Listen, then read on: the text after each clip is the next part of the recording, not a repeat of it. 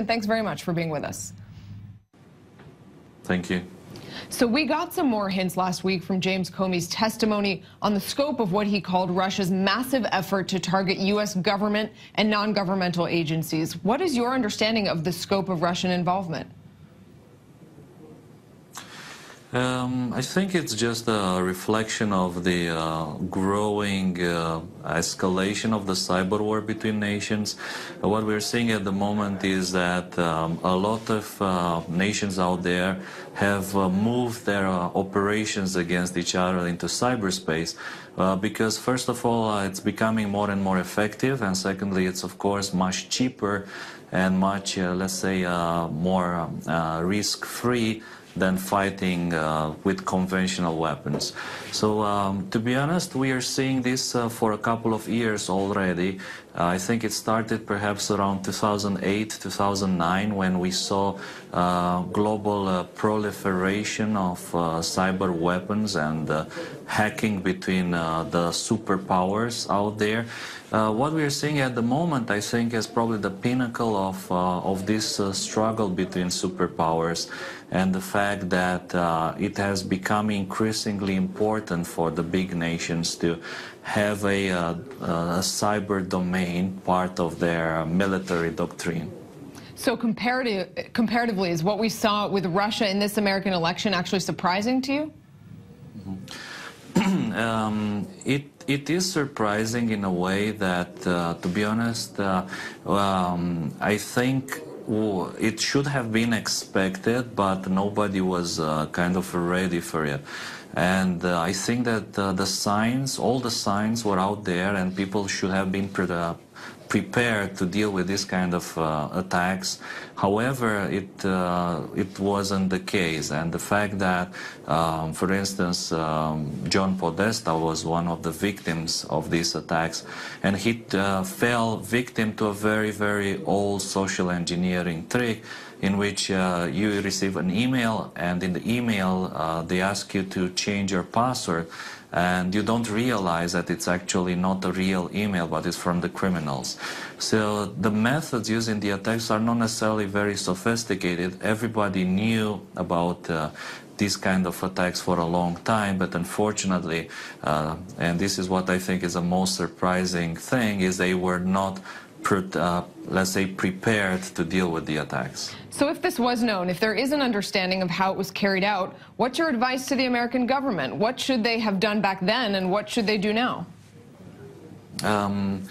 I think that this has been previously voiced by the Director of National Intelligence, Clapper, when he was director, that a lot of resources are spent on offensive practices and offensive strategies, and much less resources are invested in the defense. And usually the percentage, like the ratio, is about 10-to-1. So there's 10 times more resources invested in offensive rather than on the defense.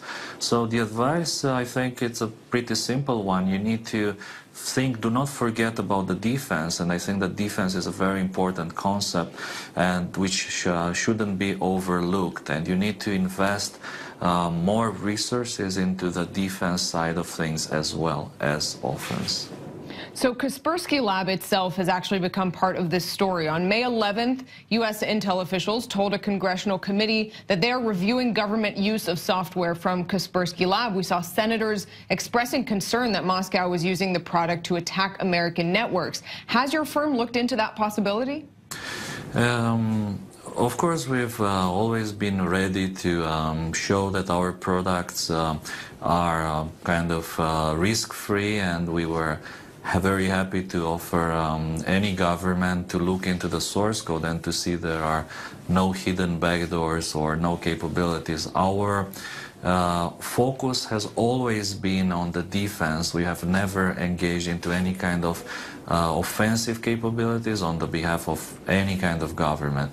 And one of the things that we pride is that we have always been very, very neutral, and we stayed away from any government in terms of influence, and we consider ourselves independent from any government on the planet. So you've never been asked by the Russian government to use your software for any purpose? Absolutely no. Has Kaspersky Lab been asked to assist in the U.S. investigation in any way? According to my knowledge, we haven't been asked to assist with the investigation. We would be, of course, very happy to do it, and this is something we've always said, that we would be very open, and we want to be very transparent and to show that we have absolutely nothing to hide, and our focus again is stays on the defense side of things. Costin, are you aware of Kaspersky software actually being used by American government or intelligence officials? I'm not aware myself if they use it or not. I do not know. So to move to another issue for a moment that several countries are dealing with, the U.S. has had to step up its cyber fight against ISIS. Just how tough is it to fight a group like that that has no real address, neither physical nor virtual? So what I can give you is just, let's say, some speculations, because again, we don't have experience with doing offensive operations against the targets. But I think that in the case of the war on terror, or generally fighting against terrorism, cyber is not like the universal solution. You cannot solve all the problems through cyber and through signals intelligence.